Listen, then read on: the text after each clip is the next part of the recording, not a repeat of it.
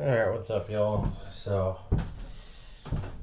just back from the dealer today, service dealer, and they were unable to finish repairing my bike. I took it in for a second gear issue. It would pop out of gear, it would pop out of second gear while under load. So they did the warranty repair of the transmission. Well, hopefully. They found some messed up forks and some chewed up gear teeth. But they were unable to get it running properly. I was told when I picked it up that it was having a lean pop at idle. So, I figured, hey, a little bit of popping, considering working on the transmission means you're tearing down the entire engine. Basically, you're getting an engine rebuild. So I'm like, hey, a little lean pop might just take some tuning. No problem. Go to pick it up last week, and it was only running on one cylinder and sounded like, well, it sounded terrible.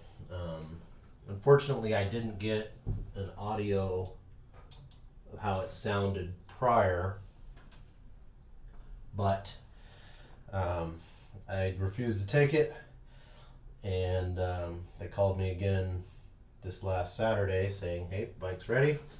So Monday I go to pick it up, and still making the same noise, still basically running on one cylinder. I suspect it's out of time. The tech says he had it all taken apart and says it's timed correctly. I'm dubious.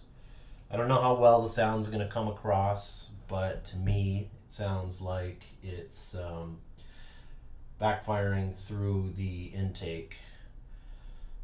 It could be off a tooth on the front cylinder.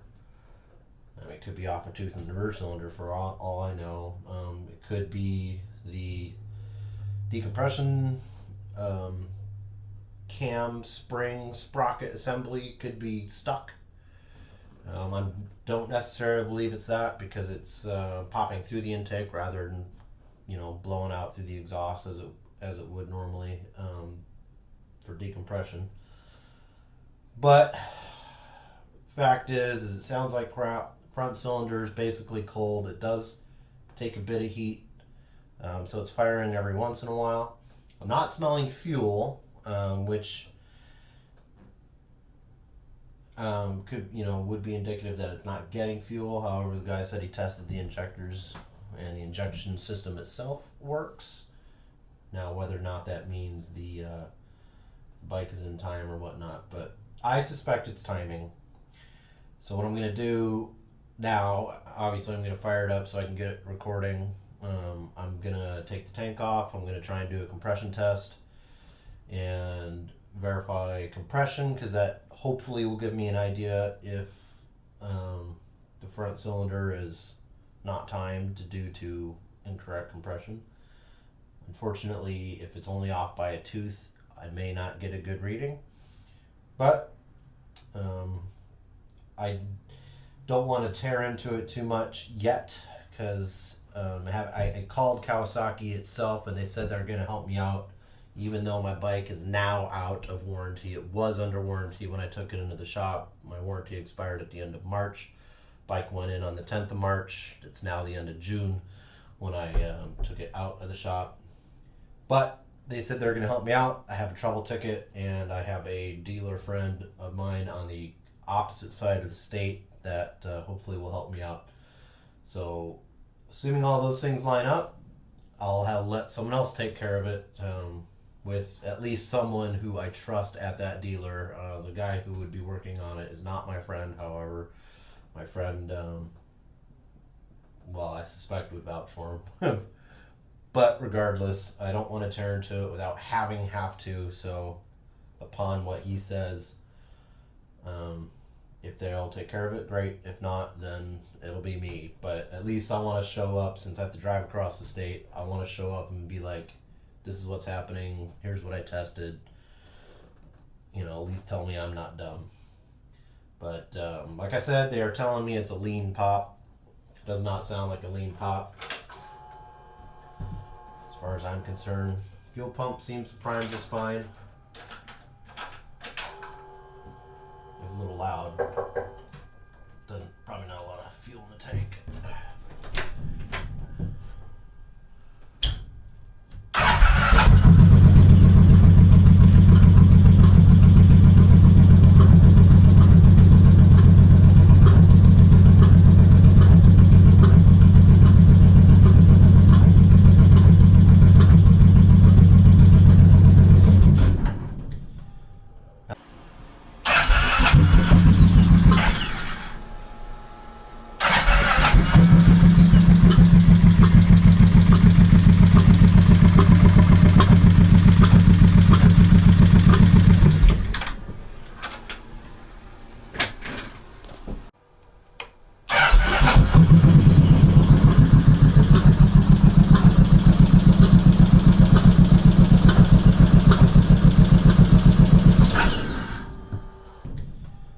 Now also with that tick, if you heard it, it shudders the bike. I mean, it's a physical so that would tell me it's compression's coming back through when it's not supposed to. And you can feel, at least I think I can feel air coming out from the intake itself. So, but yeah, so that was that, and then I'll get all this stuff taken apart, and then I'll start videotaping the important bits. Seat comes off as usual. Tank, there's a dry brake and a vent. This bezel will have to come off. This part, I think, can stay on. 2 bolts should come off. And then I'll disconnect the fuel system and the ignition system from the fuse, or at the fuse, and then check each spark plug hole with my compression tester.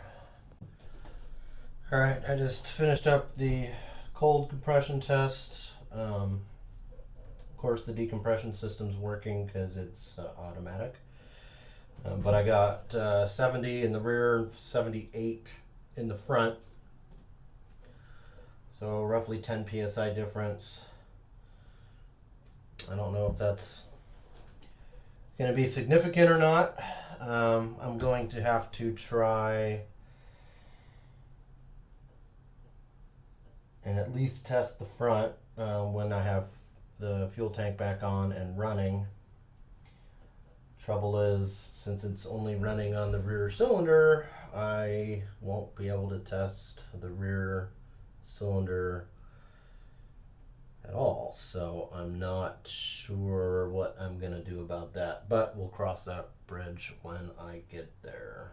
But as of for tonight, I will head back into the office and dive into the book some more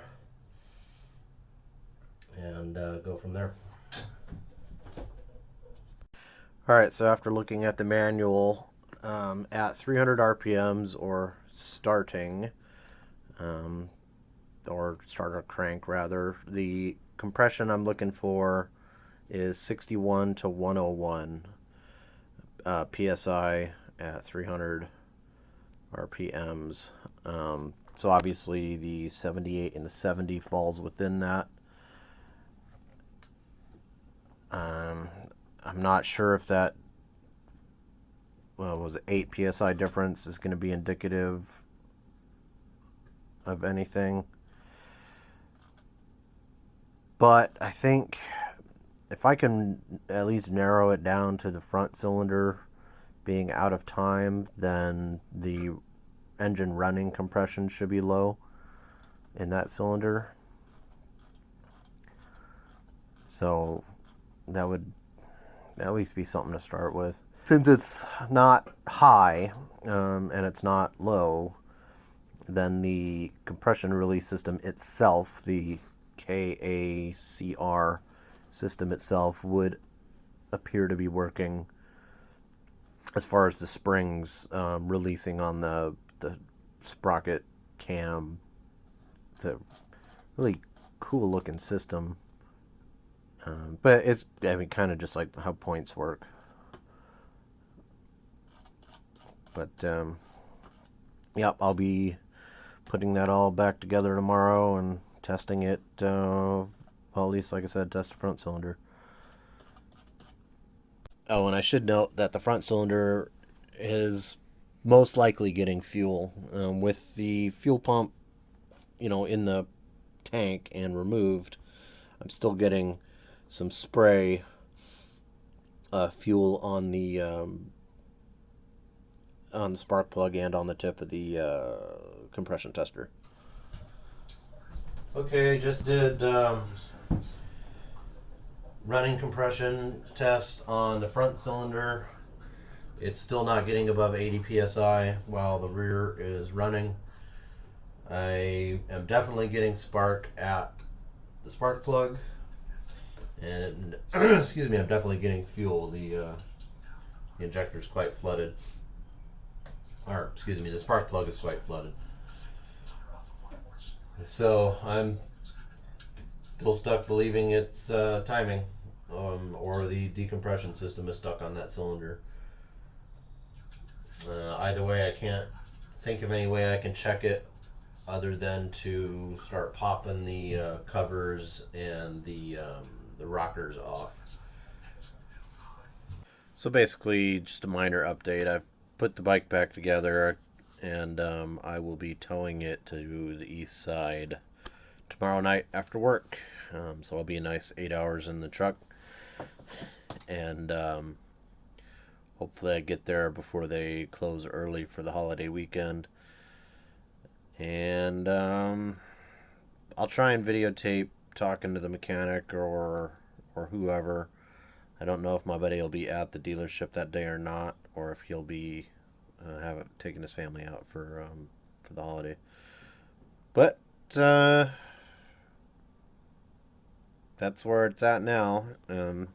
Moving on to another pair of hands. Another thing I forgot to mention, I received a baggie full of parts that I guess were extra from the original dealer I took it to. One of them I find very concerning. I'm going to pop the picture up here. Most of it just looks like external brackets, for wires or whatever, which should have been installed, mind you, but I don't consider them critical. One thing to me does look critical. To me, it looks like one of the alignment dowels for the head or whatever. Could possibly be a bushing, maybe, but I'm pretty sure it's a head alignment dowel, which bad form if it is. I told the new tech he is gonna try and figure it out and hopefully install all my brackets back. But yeah, check this picture out. So I just dropped the bike off here on the east side of the state. Couldn't video talking to the tech, but he's obviously, without popping anything open, pretty much in line with what I'm thinking. It's out of time. So they're gonna take care of it, hook me up, and good thing I trust the tech manager, and I know he won't let it out of the shop in any other than great condition. So that's where we're at now for the long drudge home.